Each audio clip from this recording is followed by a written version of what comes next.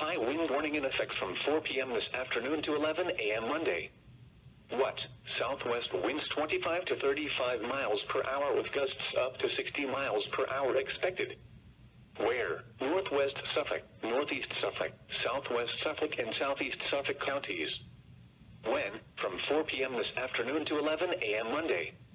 Impacts. Damaging winds will blow down trees and power lines. Widespread power outages are expected. Travel will be difficult, especially for high-profile vehicles. People should avoid being outside in forested areas and around trees and branches. If possible, remain in the lower levels of your home during the windstorm and avoid windows. Use caution if you must drive.